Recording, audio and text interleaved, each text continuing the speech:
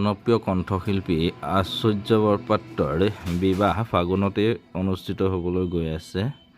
ইতিমধ্যে সকলোকে নিমন্ত্ৰণ আৰু বিয়াৰ যা-যোগাৰ আদি কৰি সকলো হৈ উঠিছে। ফেব্ৰুৱাৰী মাহৰ শেষৰ ফালে আশ্চৰ্য বৰপাত্ৰ নুমলীগড়ৰ জীয়ৰী মীনাক্ষী বৰঠাকুৰৰ লগত শুভ বিবাহ হ'বলৈ গৈ আছে।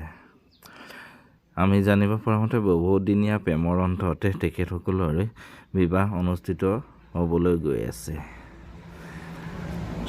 আমদালি জনপ্ৰিয় গীতৰ আধাৰতে আমদালি গাঁঠিবলৈ গৈ আছে আশ্চৰ্য বৰপাত্ৰ ডাঙৰীয়া। আমিও তেখেতলৈ যাচিছোঁ অফুৰন্ত শুভেচ্ছা আৰু মৰম আৰু আগুৱাই তোমাৰ হৃদৰ ৰঙাখিনি ময়ে যে আঁকিম দুয়ো এদিন। মন্তনী পত্ৰখন এনেধৰণৰ: মোহন চন্দ্ৰ গোহাঁই আৰু সুমিত্ৰা সন্দিকৈ গোহাঁইৰ সৰু পুত্ৰ আশ্চৰ্য বৰপাত্ৰ আৰু ৰাজেন বৰঠাকুৰ আৰু উষা বৰঠাকুৰৰ কন্যা মীনাক্ষী বৰঠাকুৰৰ শুভ বিবাহ। মায়ে হেনো উমান পাইছে, মোৰ বিয়াৰ এয়া সঠিক সময়। সেয়েহে পৰিয়ালৰ সকলোৰে লগত আলোচনা কৰিছে। জানটোৰ বিয়া পাতিব লাগে।